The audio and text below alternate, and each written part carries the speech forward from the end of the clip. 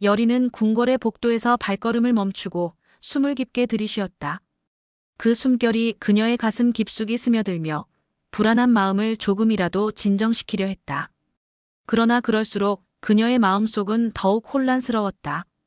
윤갑의 영혼을 되찾기 위해 궁궐에 발을 들인 것은 맞았지만 그 길이 어느 정도 고난과 위협을 동반할지 여리는 전혀 예측할 수 없었다.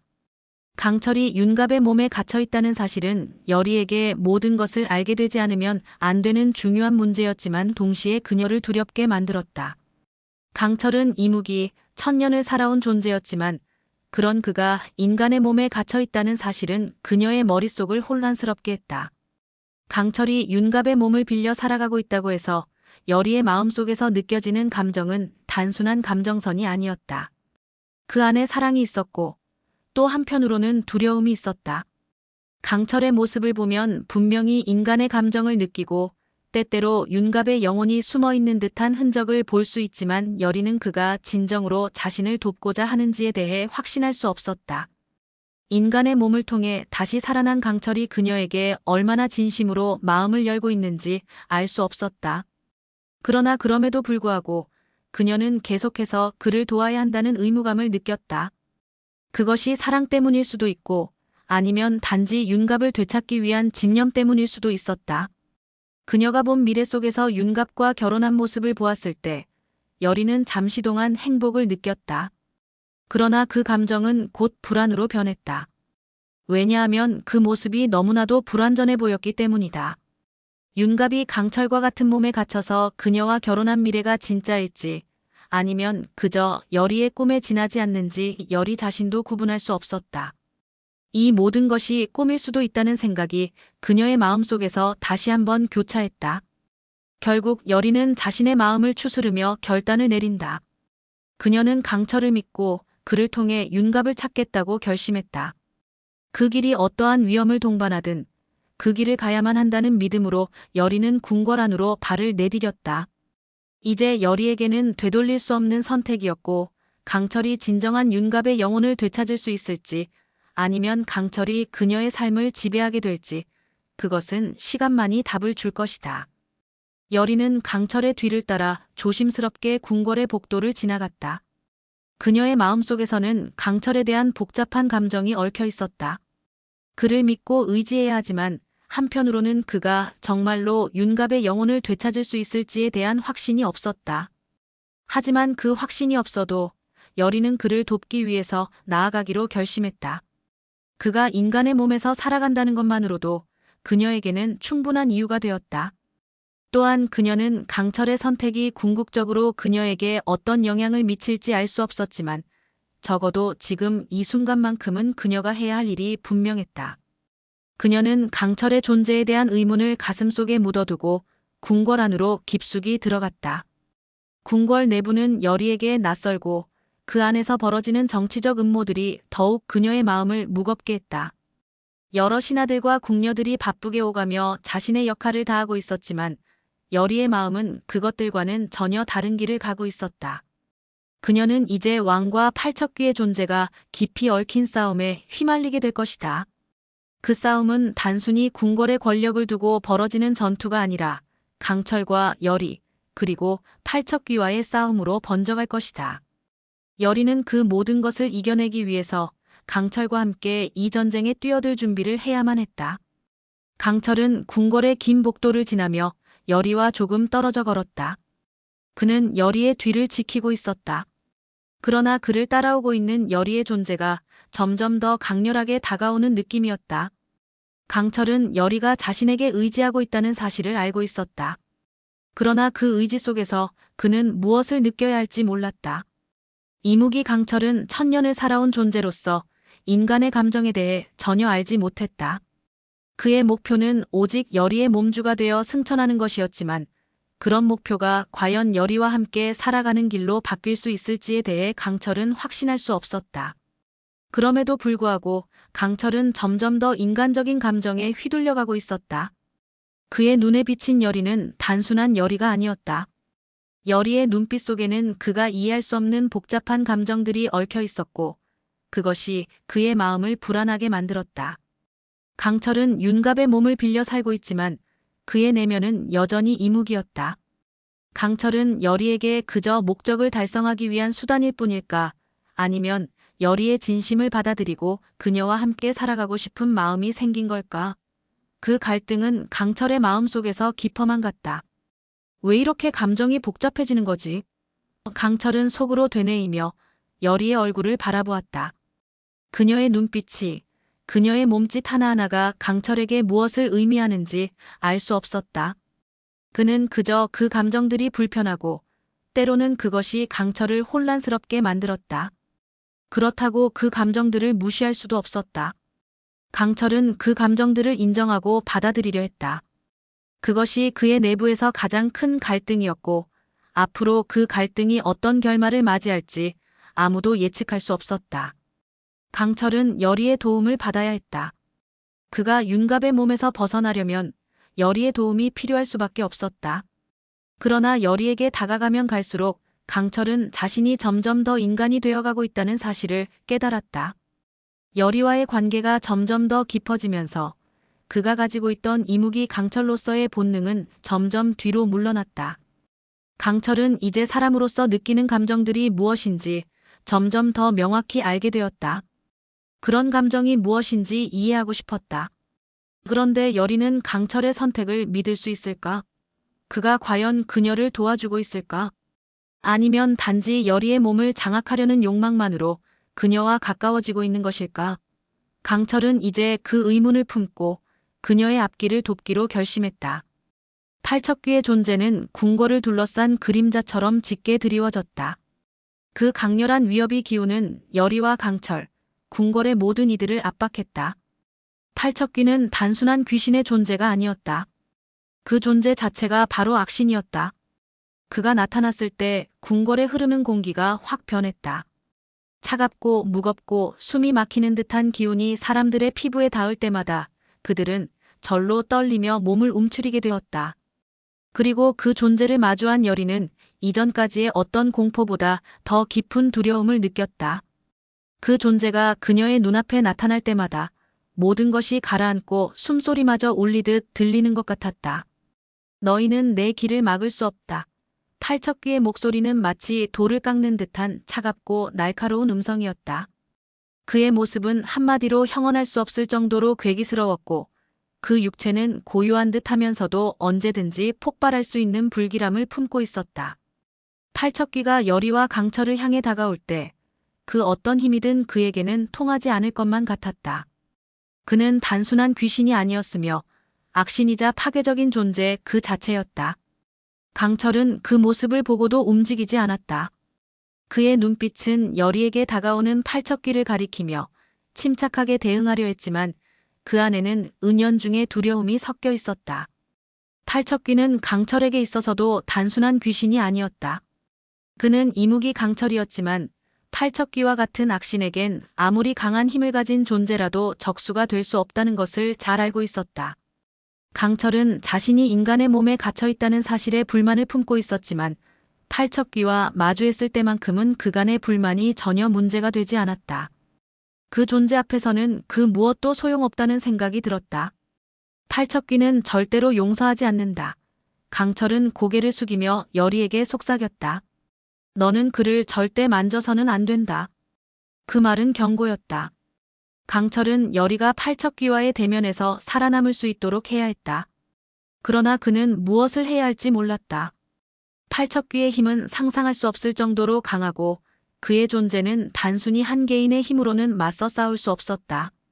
강철은 이 무기력한 몸으로 그 힘을 이길 수 있을까? 여리는 강철의 말을 들으며 순간적인 공포가 몰려왔다.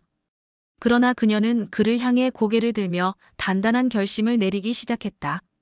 그녀의 마음속에서는 강철에 대한 감정과 함께 팔척귀에게 맞서 싸워야 한다는 의지가 교차하고 있었다. 여리는 강철이 그녀에게 말했던 것처럼 그 존재에게 자신을 내주어선 안 된다는 생각이 더욱 강하게 들었다.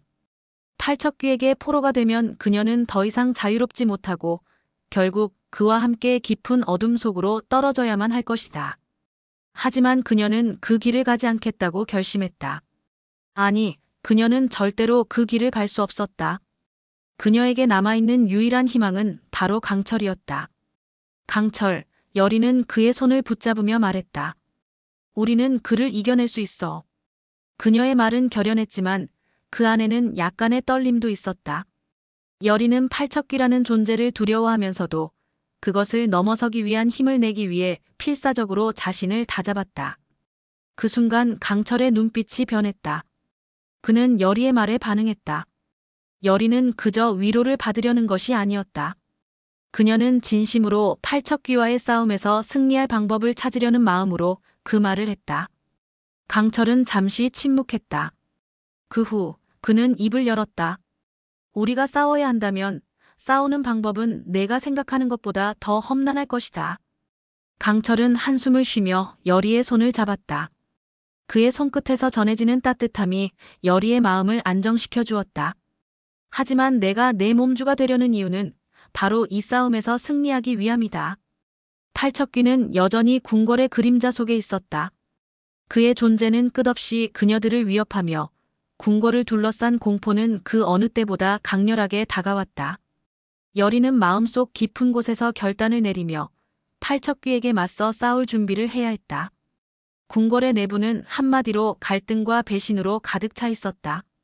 왕과 왕비 그리고 각종 신하들은 겉으로는 평화로운 궁궐을 유지하려 했지만 그 속에 숨어있는 음모들은 아무도 알 수 없었다. 특히 대비와 왕의 정적들이 펼치는 정치적 싸움은 눈에 띄지 않게 펼쳐지고 있었고 여리와 강철은 그 싸움의 한가운데로 빠져들게 되었다. 왕은 아무것도 모르고 있다. 여리의 속마음은 점점 더 무거워졌다. 그녀는 강철과 함께 궁궐에서 궁금한 점들을 해결하려 했지만 그들은 더 깊은 음모에 휘말리게 되었다. 대비는 왕의 정적들과 손을 잡고 왕을 밀어내려는 계획을 꾸미고 있었고 여리와 강철은 그 싸움의 중간에 끼어들게 된 것이다.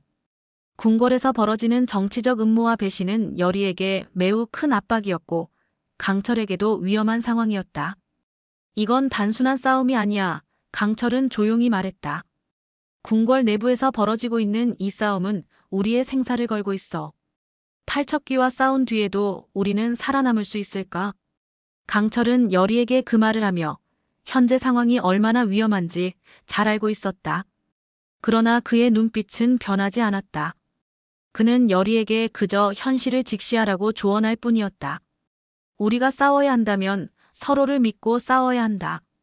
강철은 더 이상 말하지 않았다. 그 말 속에 담긴 의미는 여리에게 깊은 울림을 주었다. 여리는 그 말을 들으며 마음속으로 결단을 내렸다. 그녀는 궁궐 안에서 벌어지는 정치적 싸움에서 살아남기 위해 더 이상 물러설 수 없다는 것을 느꼈다. 팔척귀와의 싸움 외에도 궁궐 내에서의 정적들과의 싸움은 그녀의 미래를 결정지을 중요한 순간이었다. 이제 여리는 더 이상 궁궐에 휘둘리지 않겠다고 마음을 다잡았다. 궁궐에서 벌어지는 이 정치적 싸움은 앞으로의 전개에서 여리와 강철에게 엄청난 영향을 미치게 될 것이다. 그들이 팔척귀와 싸운 후에 맞닥뜨리게 될 위협은 정치적 음모와 배신으로 더욱 복잡하게 얽혀가게 될 것이다. 여리와 강철이 어떤 선택을 하게 될지, 그들의 운명이 궁궐의 싸움 속에서 어떻게 펼쳐질지는 앞으로의 이야기에서 밝혀질 것이다. 여리와 강철의 관계는 그 어느 때보다 복잡해지고 있었다. 여리는 강철의 몸에 갇힌 윤갑을 되찾기 위해 그의 도움을 받아야 했지만 강철의 마음속에 있는 감정은 단순히 도움을 주려는 것 이상의 것이었다. 강철은 여리에게 그저 몸주가 되어 승천하려는 목표를 가지고 있었지만 그의 마음속에는 점점 더 여리에게 이끌리는 감정이 커져가고 있었다. 여리는 그런 강철의 마음을 읽을 수 있었지만 그 감정이 과연 무엇인지를 명확히 알 수는 없었다. 왜 나를 지키려 하는 거야? 여리는 강철에게 물었다. 넌 그저 몸주로 삼기 위해 나를 지키는 거야? 강철은 잠시 침묵했다. 그의 눈동자에는 흔들림이 있었다. 그래, 그는 입을 열었다. 나는 너의 몸이 필요하다. 내 몸주가 되어야만 이승을 떠날 수 있다. 하지만 그게 전부는 아닐지도 몰라. 그 말은 여리의 마음을 복잡하게 만들었다. 그녀는 윤갑을 되찾기 위해 강철과 협력해야 하지만 그 과정에서 생겨나는 감정은 자신도 모르게 그녀를 흔들고 있었다. 강철 역시 마찬가지였다. 열의를 통해 구원의 길을 찾으려 했지만 그녀의 순수한 마음과 결단력은 그에게 다른 감정을 불러일으켰다. 둘은 같은 목표를 가지고 있었지만 그 목표로 가는 길은 결코 쉽지 않았다. 팔척귀와의 싸움, 궁궐 내의 정치적 음모, 그리고 서로에 대한 감정의 혼란. 이 모든 것을 겪으면서 열의와 강철은 점점 더 서로를 의지하게 되었다. 그들의 동맹은 단순한 계약이 아니었고 점점 진짜 운명적인 동행으로 변해가고 있었다. 이무기 강철은 처음부터 인간의 육신에 갇혀 있다는 사실에 분노하고 있었다. 그는 1000년 동안 승천을 꿈꾸며 용이 되기를 갈망해왔고 그 꿈의 마지막 단계가 바로 몸주를 얻는 일이었다. 하지만 그 몸주가 열이라는 존재로 정해졌을 때 강철은 처음엔 그저 운명이라 생각했다. 선택된 자에게 다가가고 목적을 이루는 것. 그것이 그의 계획의 전부였다. 하지만 시간이 흐르면서 강철은 혼란스러워졌다. 열이는 단순한 인간이 아니었다. 그녀는 강단 있고 신념 있는 무녀였으며 동시에 누구보다 따뜻한 마음을 지닌 존재였다. 강철은 열의를 통해 오랜 시간 잊고 지냈던 인간의 감정들 슬픔, 기쁨, 분노, 연민, 애정을 다시 느끼게 되었다. 그는 처음에는 그 감정이 단순히 몸주의 성질에서 비롯된 현혹이라 여겼지만 점점 그것이 아니라는 걸 알게 됐다. 내가 왜 너를 지키고 있는지 나도 모르겠어. 어느 날 강철은 열의에게 그렇게 털어놨다. 그는 열의를 바라보며 깊은 한숨을 내쉬었다. 처음엔 그저 내 몸이 필요했어. 그런데 지금은 내가 다치면 안 될 것 같아서. 열의는 그의 말을 듣고 혼란스러웠다. 강철의 말이 진심인지 아니면 또 다른 계략의 일환인지 분간할 수 없었다. 하지만 그녀 역시 점점 강철과 함께하는 시간 속에서 그를 이무기로만 보지 않게 되었다. 그녀는 강철의 말 속에서 진심을 느꼈고 강철이 윤갑의 몸에 들어있다는 점에서도 혼란을 겪고 있었다. 열의는 여전히 윤갑을 사랑했다. 하지만 지금 눈앞의 강철은 윤갑의 얼굴과 목소리, 그리고 그의 눈빛을 가지고 있었다. 그녀는 그 경계에서 괴로워하고 있었다. 열의는 거울 앞에서 자신에게 속삭였다. 나는 윤갑을 좋아했지만 지금 내 마음을 흔드는 건 강철이야. 이 고백은 그녀의 마음을 더 복잡하게 만들었다.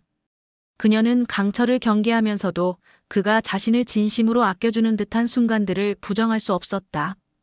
그가 자신의 곁을 지켜줄 때 그녀는 왠지 모르게 안도감을 느꼈다. 그리고 그 감정이 죄책감으로 번져갔다.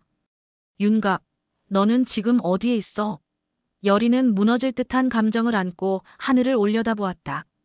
그녀의 마음속에는 윤갑과의 추억 그리고 강철과의 현재가 엉켜 있었다. 그리고 그 모든 감정의 중심에는 운명이라는 거대한 실타래가 있었다. 이때 강철은 조용히 그녀의 곁으로 다가와 앉았다. 널 놓아줄 수 없다, 열이야. 널 보내주면 나도 무너질 것 같아서. 이 한마디는 열이의 마음을 찢어지게 만들었다. 강철이 열이에게 느끼는 감정은 이제 더 이상 단순한 목적의 도구가 아니었다. 그는 그녀를 통해 자신도 모르게 인간적인 면모를 회복하고 있었고 열이도 그의 진심 앞에서 점점 마음이 흔들리기 시작했다. 이 무렵 팔척귀의 기운이 궁궐을 더욱 짙게 뒤덮고 있었다. 열이는 그 기운 속에서 점점 자신이 중심으로 휘말려 들어가고 있음을 느꼈다. 모든 것이 흔들리고 있었다. 그녀의 감정도, 그녀의 사명도, 그녀의 미래도. 그리고 그 중심에는 강철이 있었다. 강철은 단순한 구원의 대상이 아니라 열이에게 있어 가장 뜨겁고 아픈 운명의 화살이 되어가고 있었다. 밤이 깊어질수록 궁궐 안은 더욱 무거운 정적에 휩싸였다. 그리고 그 순간 열이와 강철은 마침내 팔척귀와의 첫 대면을 맞이하게 된다. 어둠이 짙게 내려앉은 대궐 뒤편, 폐궁처럼 버려진 후원에서 팔척귀는 드디어 모습을 드러냈다. 그 등장 자체가 곧 재앙이었다. 하늘은 금방이라도 비가 쏟아질 듯 무겁게 내려앉았고 공기조차 떨리고 있었다. 팔척귀의 등장과 동시에 바람이 역방향으로 불기 시작했다. 나뭇잎은 마치 그를 피하려는 듯 한 방향으로 몰렸고 궁의 짐승들은 울음을 멈췄다. 그가 온다 여리의 입에서 저절로 나온 말이었다. 강철은 여리의 앞을 막아서며 자신의 몸에서 기운을 끌어올렸다. 절대 그를 정면으로 바라보지 마. 그는 너의 두려움을 먹는다. 강철의 말은 경고였다. 팔척귀는 물리적인 존재를 넘어 사람의 정신을 지배하고 붕괴시키는 힘을 가진 존재였다. 그는 인간의 악의와 공포, 한과 절망을 흡수하여 더욱 강력해지는 존재였기에 여리와 강철은 그를 상대하기 위해 육체뿐만 아니라 정신도 단련되어 있어야 했다. 팔척귀의 눈은 마치 까마득한 심연 같았다. 그가 여리를 바라보았을 때 그녀는 무의식적으로 한 발 물러섰다. 그 눈빛 속에서 여리는 수없이 많은 사람들의 죽음, 고통, 원한을 봤다. 그 모든 감정이 파도처럼 밀려오며 그녀의 정신을 잠식하려 했다. 이 자리를 피해야 해, 강철이 말하자 여리는 고개를 저었다. 아니, 여기서 끝을 내야 해. 우리가 지금 도망치면 이 궁궐 안에 누군가가 그를 대신 마주하게 될 거야. 여리의 눈빛은 흔들림 없었고 강철은 그런 그녀를 바라보며 미묘한 감정을 느꼈다. 그녀는 두려워하면서도 싸우려 하고 있었다. 그것이 바로 여리였다.